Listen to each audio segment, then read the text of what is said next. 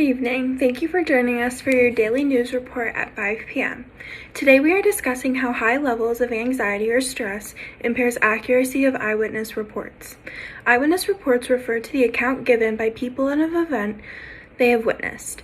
When the time arises for an accurate report for the crime that requires face recognition, studies show that people impaired under high levels of stress or anxiety tend to cause errors in who committed the crime. We are now bringing you Josie to the field of St. Lucie County Community. On to you, Josie. Hi, this is Josie Branscombe coming in at Long Rider Stables, and today here I have Cheyenne. We're going to ask her some questions. First of all, what do you think an eyewitness is? An eyewitness is somebody that witnessed the scene or was there at a scene that has proof or evidence of what happened. So I'm doing a study on how stress can play a factor into how you recognize an eyewitness.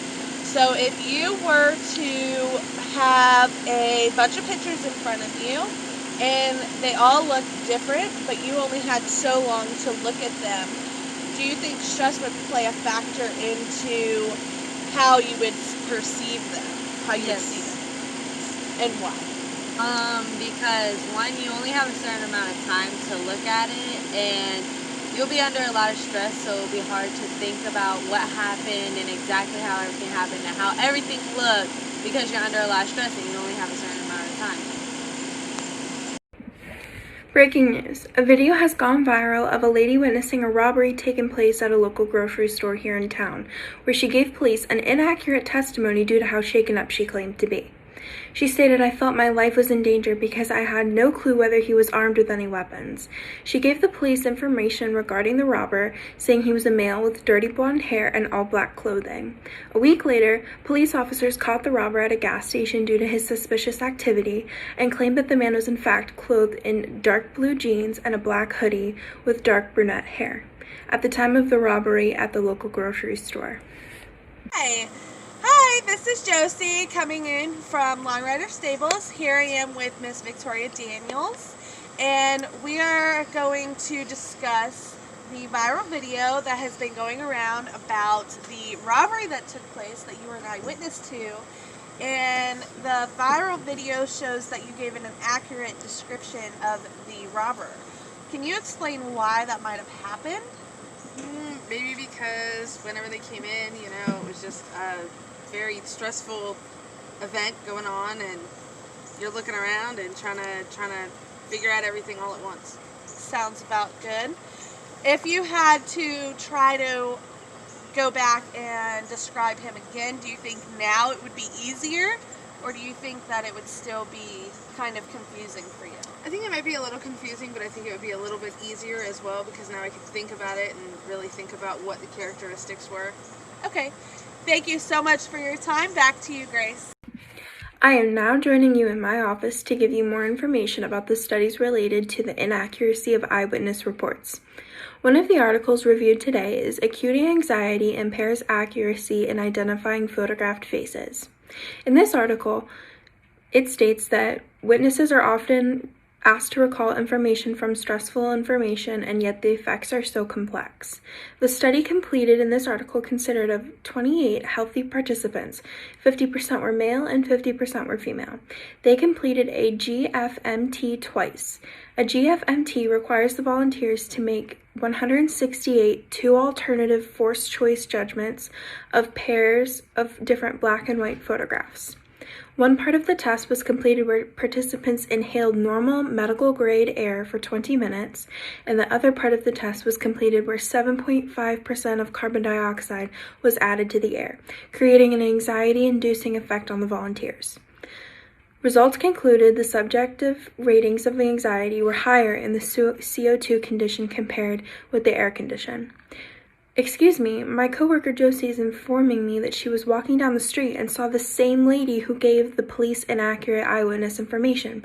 Back onto the field to you now, Josie." This is Josie coming in at Long Rider Stables. We're actually inside the barn. I'm here with Mr. Anthony Daniels. Say hi. Hi. I'm going to be asking you some questions about eyewitness testimony. All of these questions are with the intent of stress being a factor in the question. Okay, sure. Do you know what an eyewitness testimony is? Yeah, it's someone who's seen a alleged crime occur. Okay. Have you ever witnessed an accident or a crime take place? No, never. Never? Not even a car accident? I've been involved in one. Okay. So you've never had to write an eyewitness report before? No, I haven't. Okay. If you had to, and they asked you questions like what the person looked like, or the model vehicle they were driving, or how well or how fast they were driving in front of you, do you think that in an instant you would be able to remember those facts? In an instant, there might be one thing that would really stick out in my mind. Okay. I think that's all I have for you. Thank you so much for your time. You're certainly welcome. Back to you, Grace. Thank you, Josie, for that nice interview with that eyewitness report. It just goes to show how real-life situations prove that high anxiety and stress cause inaccurate reports. Psychologists are looking into how eyewitness accounts could provide more helpful benefits when related to memory. Another article presented in our news today, Accuracy of Eyewitness Memory for Persons Encountered During Exposure to Highly Intense Stress, by professors at Yale University School of Medicine, states the current limitations in eyewitness studies and the difficulties in applying such data to current studies of memories in people exposed to traumatic stress could be effectively overcome by evaluating human memory at a venue where subjects are exposed to valid, reliable, and controlled conditions of realistic stress. The Yale University School of Medicine also performed a study as well to see if stress causes inaccurate reports, and they came up with results such as sign tests of eyewitness memory for the high and low stress conditions for subjects in the live lineup, and photo spread conditions indicated that 42 to 45% of subjects performed better in the low stress condition, and that 8 to 13% of subjects performed better in the high stress condition. Sign test for live lineup. As results in studies proved, it is in fact true when humans are faced with an eyewitness report incident, most perform worse when under stress or anxiety-ridden conditions. Now moving back onto the field with Josie for more questions on our interviewees on how they feel about the topic of eyewitness reports under stressful situations. Thank you for joining us today for our daily news broadcast. This is all for today. Just remember, next time you are placed in a same predicament as someone as an eyewitness reporter, just remember how difficult it may be to recall exact information that you saw. Well, thanks for tuning in. I'm Grace, and have a great day.